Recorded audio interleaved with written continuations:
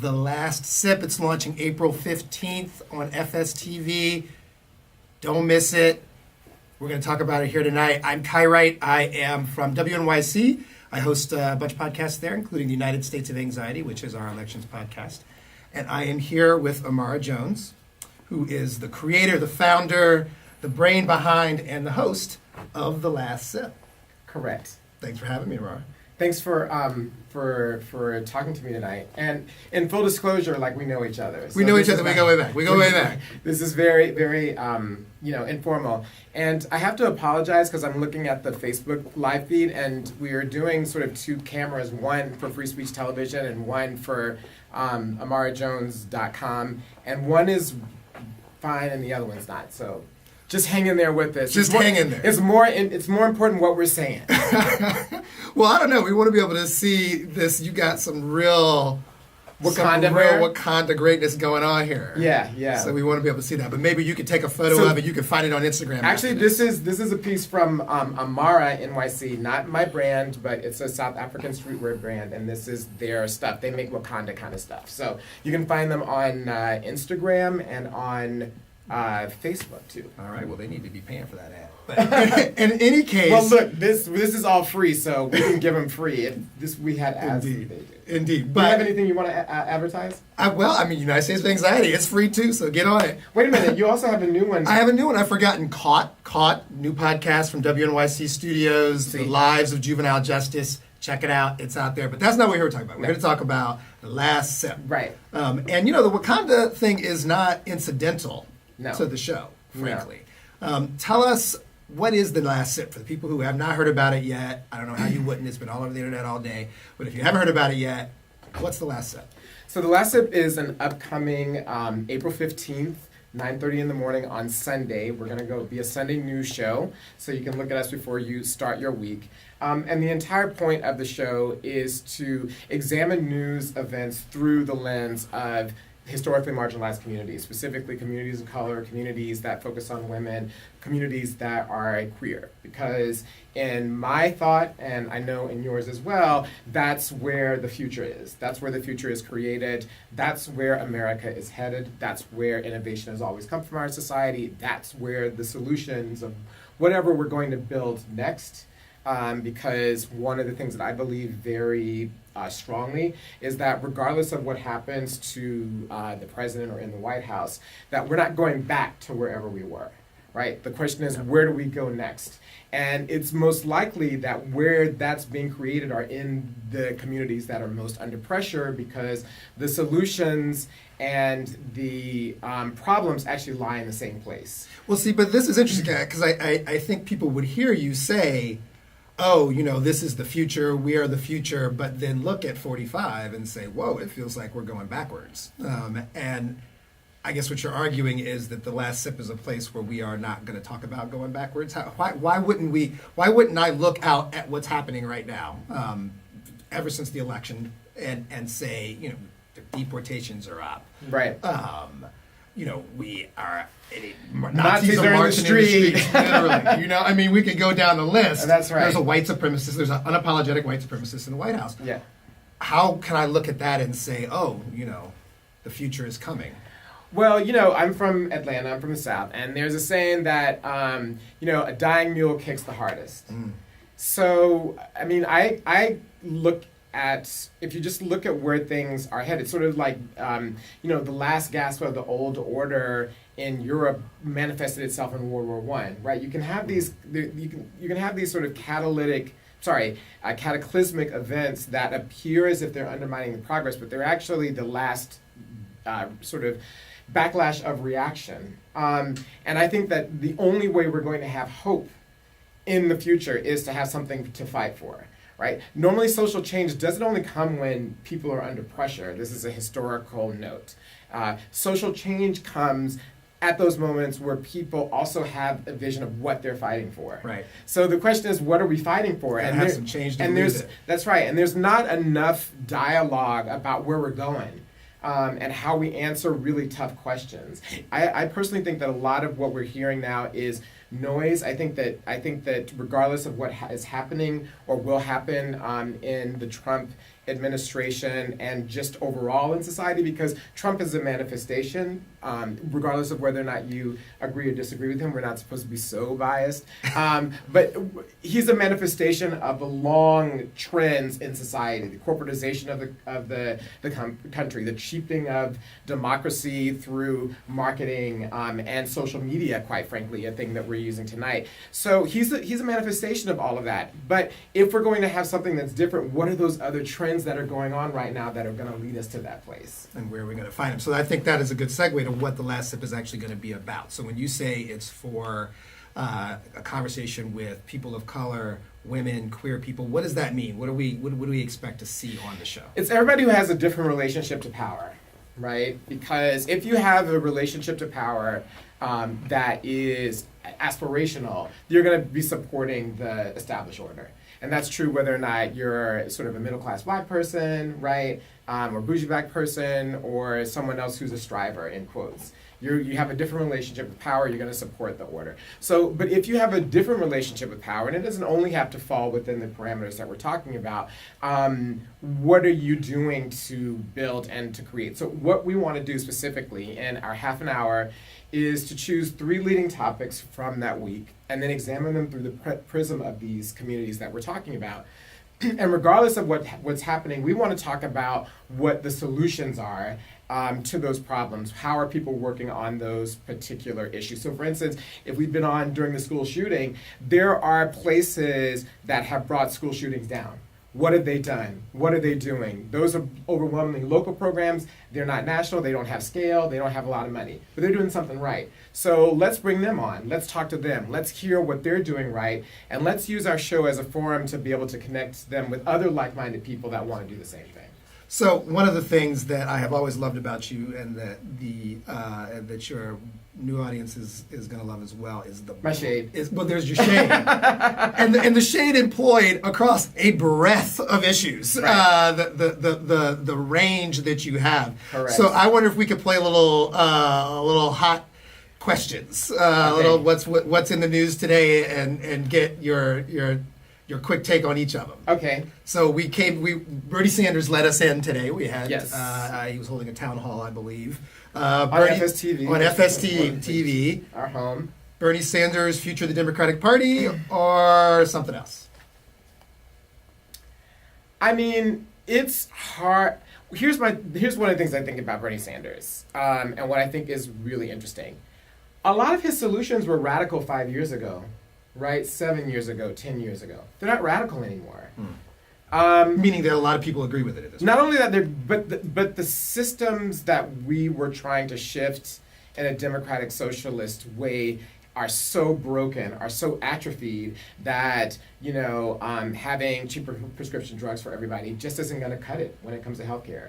Right? That a lot of the answers that Bernie Sanders has were for a world that's quickly leaving.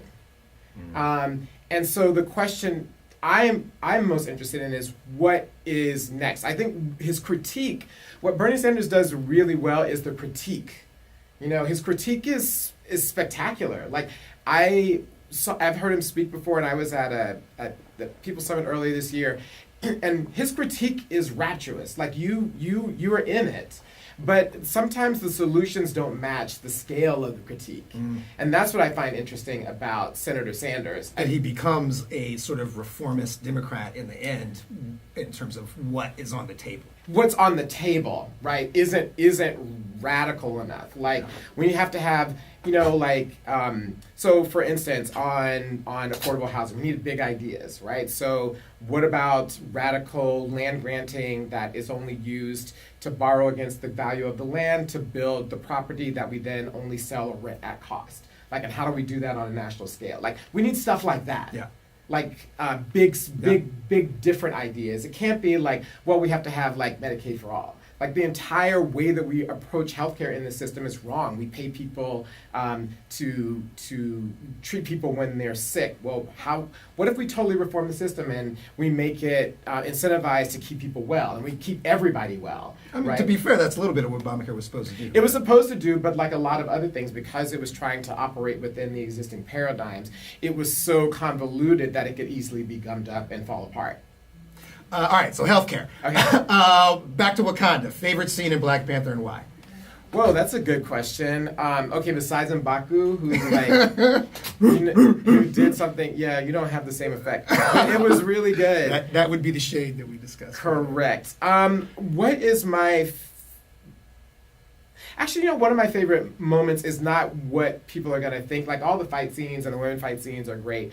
But it was that moment when Angela Bassett was, when her daughter had brought forth the Black Panther necklace, and she turns to Nakia and she goes, "You take it."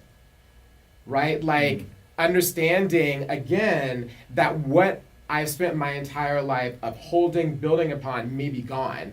That there's a higher value that I'm willing to serve, and I'm willing to totally break with tradition to break that. And also the fact that, like, even as a woman who shouldn't have power, she exercised power, right? Like, she knew that she had authority in that situation in all ways. So I liked that scene because that was someone who was had lost her husband, had lost her son, but had the presence of mind to be able to push something when it looks like it was over and move on to something else. And that's kind of what we all need to be doing. Yeah, there's a lot of detail in that movie that you caught that I didn't. You schooled me on the history of how when they forced, what's the guy's name, the creator, the white man who wrote it. Oh, Kirby. when they forced Kirby to put white people in the original comic, that he wrote them in as the Klan. That's right. That's right. That's right. And Stan Lee gets got lots of credit around this, but that's because he's the only one of the two that's alive. It was actually his partner's idea, who championed it, and they came under a lot of pressure to. I mean, it's very interesting when that character was developed. Mm. So, moving on, you mentioned earlier that you are a Southern Belle from Atlanta.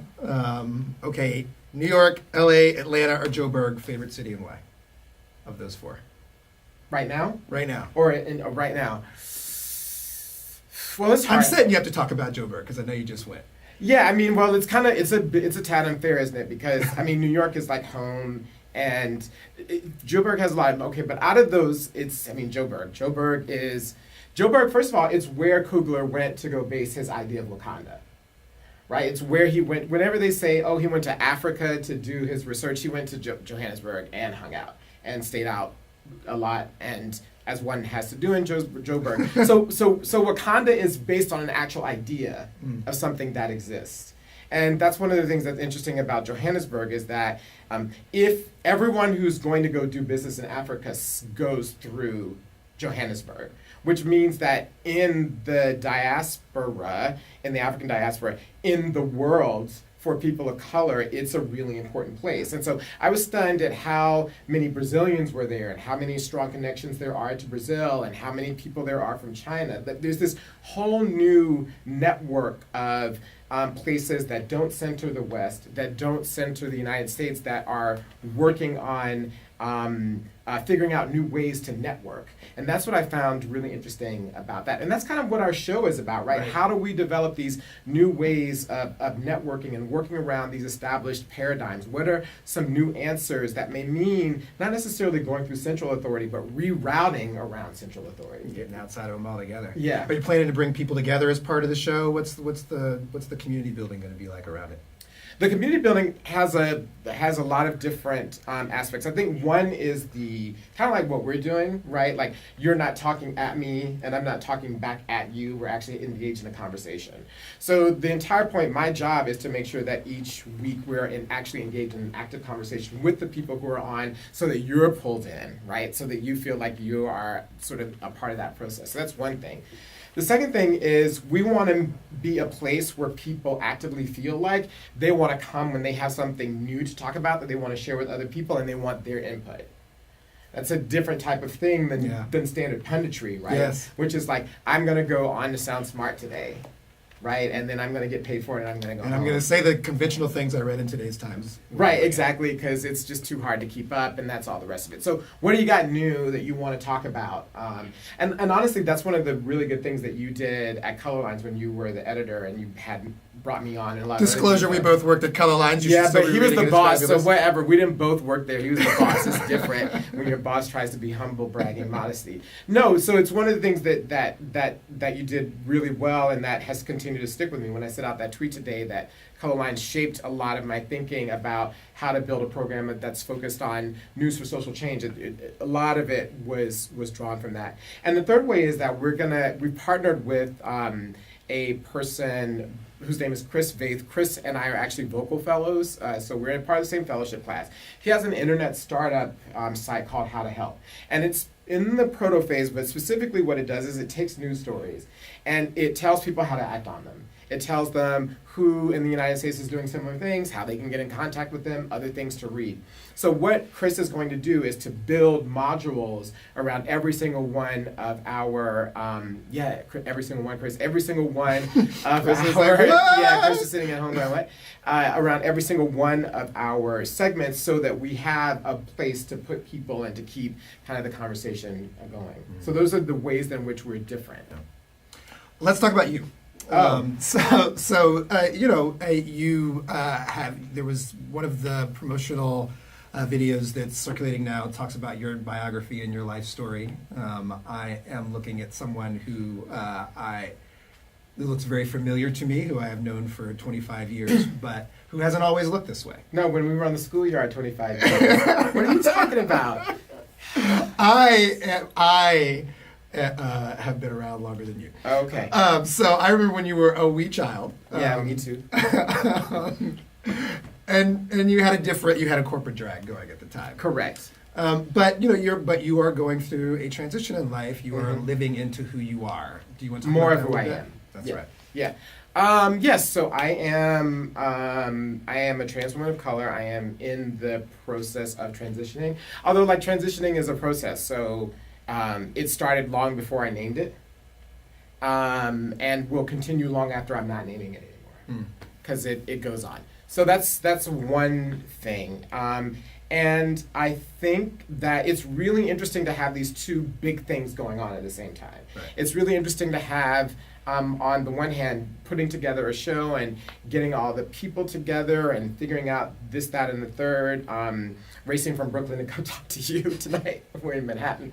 And so that, and then at the same time to be dealing with this very big personal transformation that involves all these different aspects. There's a governmental piece, there's a medical piece, there's a social piece, there is also, court pieces. There are lots of pieces to identity, and it's one of the things that I'm realizing is just how policed identity is in the United States in ways that we don't think about. And we don't think about how much identities are policed because most people don't move out of whatever their prescribed identity is. But once you try to sort of get out of that, it becomes something that we're focused on. And what's interesting is that the degree to which identity is policed means that what's enforced upon us is conventional thinking. All the time. If you're constantly forced to think about yourself in a conventional way, how can you think anything else? Correct. In a non-conventional way as well. Correct. And so one of the things that I feel is a source of strength for myself is that by transitioning, by moving outside of binaries and constrictions, it actually allows me to think differently and frees me to think even more different. Because I can't be weighed down by conventional even more different and sane, right? I can't, for me, my transness gives me possibilities. It doesn't mean that I am moving from one straitjacket to another, right? That's how I define it. And as you said, you're doing both of these big things are happening in your life at the same time, and Correct. As a consequence, as you develop your identity, you're doing it quite publicly. And I wonder about that and what, if anything, that means. How do you mean? Do you worry about how it will impact you? Do you think how it will impact the show? How will it will shape the show? It will shape the show. How do you think? What do you think you'll bring to the show as a consequence of that? Yeah, I think that one of the things that it does is because I don't have to put any energy into myself and not being myself. Right, I'm actually free to be more of who I am. So it actually pushing me to be more authentic, and that's easier. Right? So even as I have to go through stuff that's public, it's actually easier because I just have to be me. It's also a giant welcome sign, I would argue, Oh, to yeah. the world, for all of us who don't feel like we are the thing that we're conventionally supposed to be. Yeah, and the whole thing, the identity is funny in these paradigms because one of the things that happens is that we're always like, one of the things that we're always taught is to trade off parts of ourselves for acceptance, the idea of acceptance, right? So what we are taught to do is to be in conflict with ourselves immediately and somehow that's an okay thing. Now, we don't want to raise like sociopaths and psychopaths, so like to the degree that you want to like go out and like do terrible things to other people, well, yeah, you Rein ought to, yourself in just a little bit. you ought to be in conflict with yourself, correct? But if that's not you, then it's problematic. And one of the things that I feel very much about this time is that in order for us to create the thing that we want to live in, because that's the only thing, right? We're either going to live in chaos and darkness, or we're going to find a way to do something better. Those are the only two choices that we have, right, in this moment. That in order to go and do that, to create the next new thing, what we have to do is to be more of who we are. That's the only way that it's going to happen. This idea that we're going to trade off parts of ourselves, like growing up, you grew up Black and middle class, it's the whole thing of like, there's certain ways that you have to behave because if you behave those ways, then you will be able to get a job and you'll be able to live in a certain place. The sun will shine and the riches will come. That's gone, right? That's gone. That's gone for a lot of different reasons. It's gone. So what that means is that in order for us to build something that's new and authentic and that works and that puts human well-being at the center, we have to be more of who we are. I suspect the answer might be the same, but I'm going to ask you anyway. From your years in corporate drag, and you've worked in the White House. Yep. You have worked at the upper echelons of one of the largest and most important media companies in the history of the world. Correct. You have been quite adjacent to power. Right. At a time when you were, I don't want to put words in your mouth, but in which you were, to some degree, trying to live the convention you were supposed to have. Correct. What, if anything, came from that for you? What, if anything, did you learn from those days close to power that we all should have now? Maybe it is the fact that we just can't be obsessed with it, but what do you take from those years? Or do you leave it all? I think a couple of things. I think one because I was trying at that time to live my life as a man, I never quite felt comfortable in it because that's not who I was, right? So there was always, I could do it and I did really well, but there was always a way in which it didn't work for me, right? And which I always felt, no, this is fundamentally because our structures of power are very much tied to gender.